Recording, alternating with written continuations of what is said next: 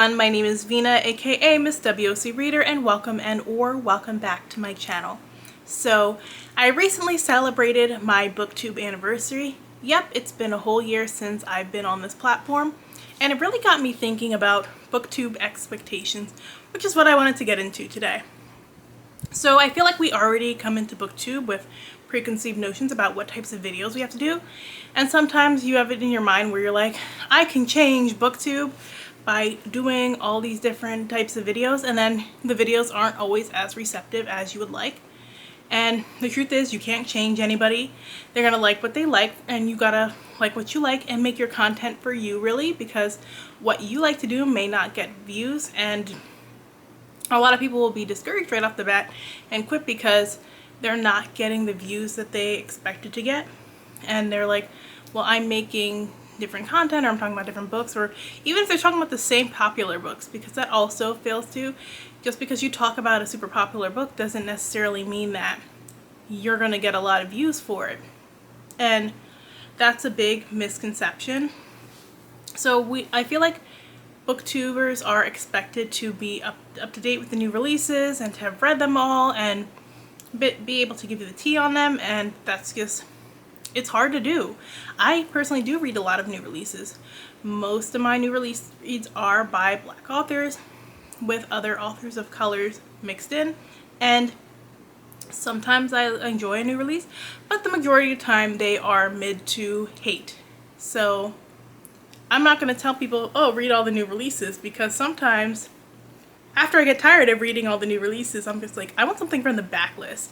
And I go read something from Hoopla that's like from 10 years ago, and I love it, and it brings me back to my happy place. Plus, I also read at least 3 books at once most of the time, which is another thing with Booktube. You're expected to read a lot of books, and I see like discourse on both sides. I see the people who read a lot of books constantly feeling like they have to defend themselves over it, and then I see the people who don't read a lot of books always feeling like they have to defend themselves over it. I read at my own pace. I'm not trying to compete with anybody else about reading, because I realize I have a full-time job, and it's a very demanding full-time job, so that I'm getting any reading done at all is a great thing. So people, when they're like, oh my gosh, you read so much and you read like 10 books, and like other people are reading like 30 books, I don't pay attention to the numbers anymore. One of my goals was actually to read less this year, so I love that I am finally finding that balance between reading and going out and having fun again, which I didn't really have the past couple of years because the pandemic kept us so trapped in the house and all we could do was read for fun. I'm also slowly getting back into watching a little bit more TV. I don't watch a lot, and books were really like my entertainment the past couple of years, but there's some shows here and there I'm kind of checking out and trying to binge right now.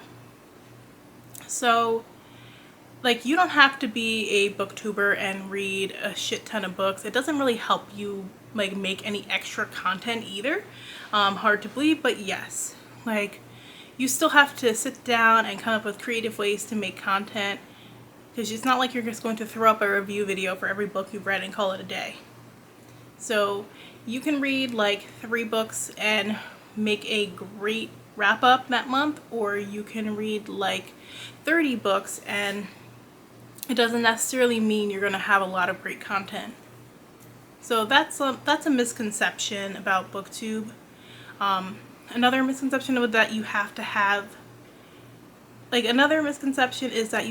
have these big shelves, and it's hard because that a lot of people, when you go to their channels, you do see them doing videos in front of their bookshelves, and you'll see all the popular books out to the front. And I don't have a lot of bookshelves.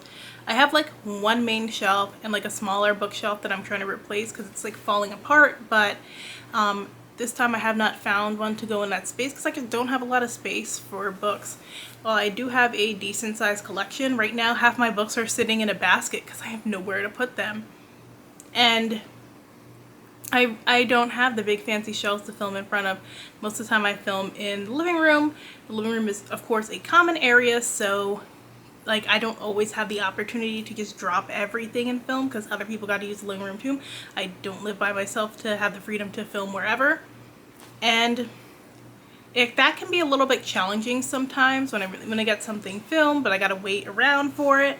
And I tend to bulk film on my days off because it's just easier because no one's really around. Plus, also, I work a full-time job, 40 plus hours a week, very demanding. A lot of times I get done for work and I don't even want to sit down and have a conversation like I'm doing right now. I'm just got off of work and I'm sitting down to film this video, and it's always like a little bit of a struggle sometimes to get into that flow and get the words out because I'm just like, I talk to people all day, I'm done. So that leads into like my next point about booktubers always having to be on. So yes, you can definitely tell when somebody is going through things and they're not their happy, perky, go lucky self that you expect on video. And I think there are some instances where people do need to just set the camera aside and not film until they're in a better mood, because just mentally it's not good for you to be trying to perform for people when you don't necessarily have to and you're really not like able to because of what's going on in your personal life. But also, we shouldn't always have to be super happy and peppy because everybody is not super happy and peppy and sunshine. There are some great people who are. I have friends who are and on here, and great for them, but that's just not going to be me all the time. And you take it or leave it. So one of the other things I was thinking about too is you are expected to like love the bookstore and do constant book hauls. I do get a lot of books during the month, I'm not gonna lie. I don't sit and film haul videos because I just don't really have the energy to. I usually open up stuff right before, like right as soon as I get them, and I don't really feel like sitting down to like read the summary and tell you about this book. Like, you'll find out when I read it what it's about and that I read it. And like, I don't really like going to the bookstore. We have one bookstore around here and it's Barnes and Noble, and I just never really cared for Barnes and Noble. I only used to go in there when I was shopping like at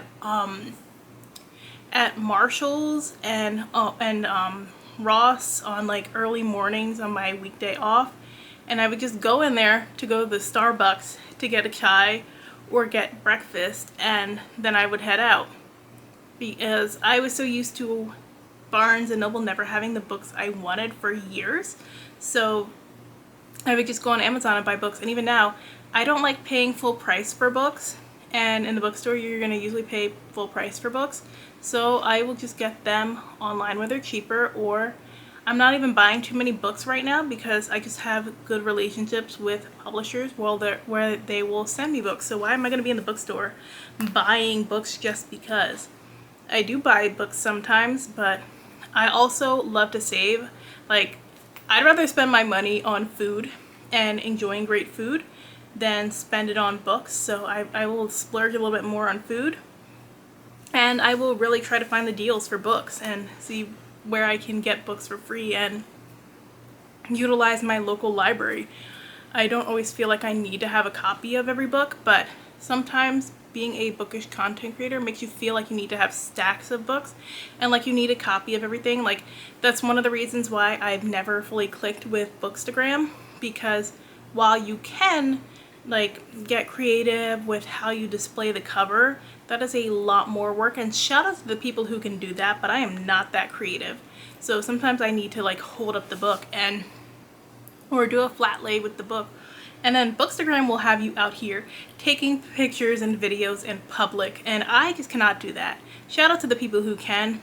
I get uncomfortable like being out there. I feel like people are watching me when I'm taking a picture, even sometimes when it's just around the block, let alone like go to all these places that they be going to and like taking all this time to film content. And filming content is work, a lot of it.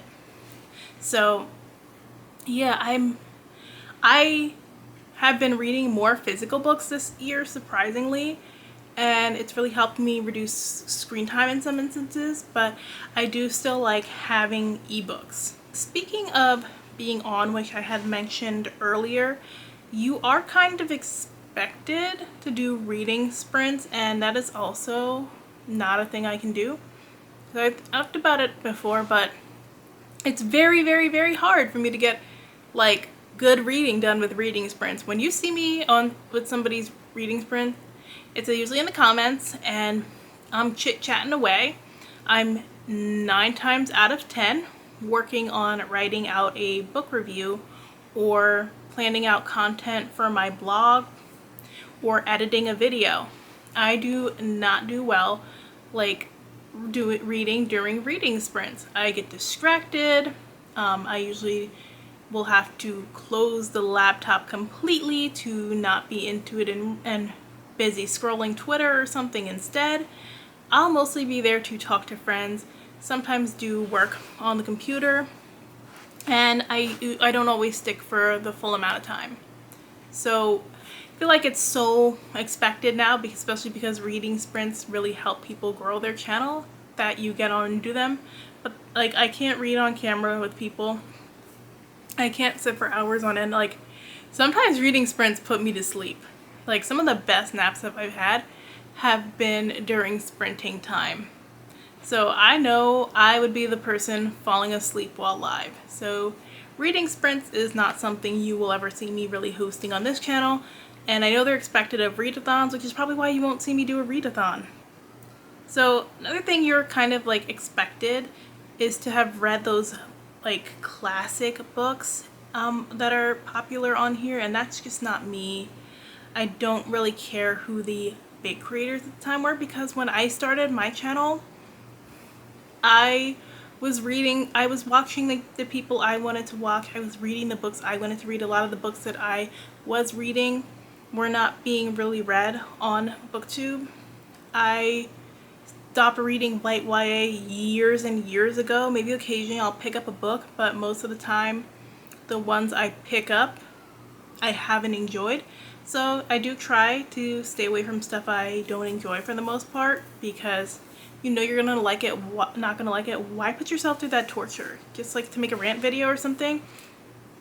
I read something that I thought I would find okay, which was Book of Night, and then it ended up being a complete waste of my time. And I'm glad that I didn't really read it with my eyeballs, because I would have probably been suffering from boredom. But that was a very, very popular, hyped book, and I feel like everybody hated it. I saw very few positive reviews for that book that weren't like authors and stuff. So yeah, reading those hyped books or those booktube classics, so like, doesn't necessarily mean they were good, and sometimes it's just not worth your time.